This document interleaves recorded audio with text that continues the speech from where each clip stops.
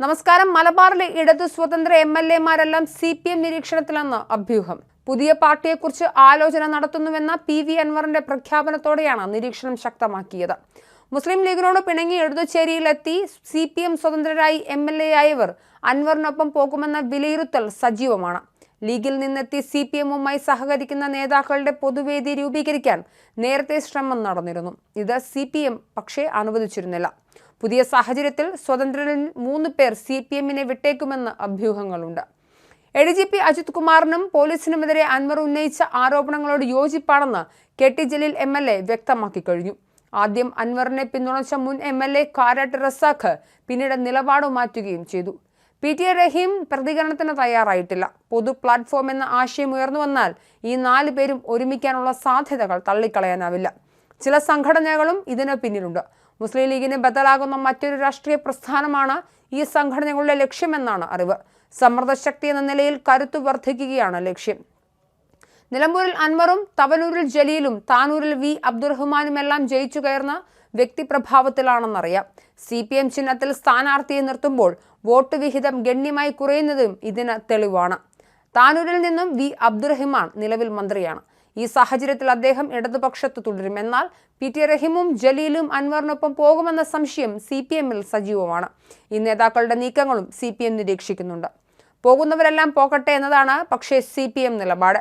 ADGP MR Ajith കുമാറിനെതിരെ PV Anwar ഉന്നയിച്ച പരാതികൾ ഏറെ ഗുരുതരമായതിനാൽ ഇതുമായി ബന്ധപ്പെട്ട് തനിക്ക് പറയാനുള്ള കാര്യങ്ങൾ ഒക്ടോബർ 2 വൈകിട്ട് 4 മാധ്യമങ്ങൾക്ക് മുന്നിൽ പറയുമെന്നും KT ജലീൽ അറിയിച്ചിട്ടുണ്ട്.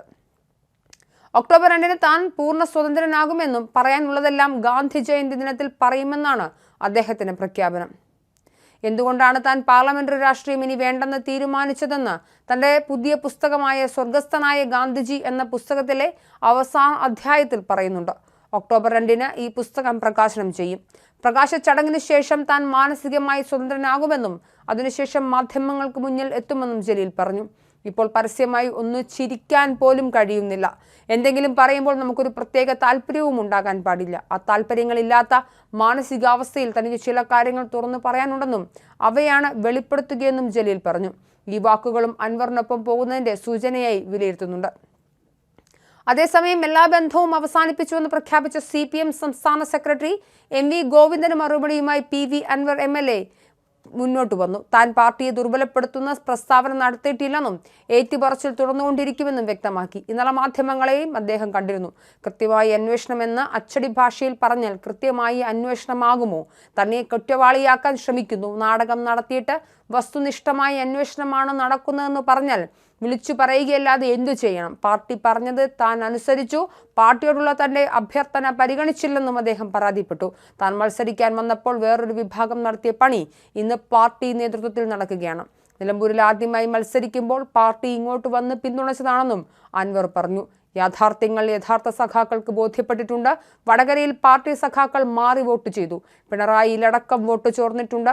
പാർട്ടി സഖാക്കൾ കൃത്യമായി പ്രതിഷേധം രേഖപ്പെടുത്തിയതാണ് ലോക്സഭാ തെരഞ്ഞെടുപ്പിൽ പാർട്ടിക്കേറ്റ തിരിച്ചടിയെന്നും വെറും 7ാം കൂലിയായ PV അൻവർ അന്വേഷണം നടത്തിയിട്ടുണ്ട്. ആ വിവരങ്ങൾ വെച്ചാണ് സംസാരിക്കുന്നത്. വലിഞ്ഞു കയറി വന്ന കോൺഗ്രസ്സുകാരന്റെ താല്പര്യം പോലും ആ 7ാം കൂലിയുടെ വിവരം പോലും ഇത്ര വലിയ പരാജയം ഉണ്ടായിട്ട് പരിശോധിക്കാതെ തന്റെ നെഞ്ചത്തേക്ക് കയറിയിട്ട് എന്തു കാര്യമെന്നും അൻവർ ചോദിച്ചു.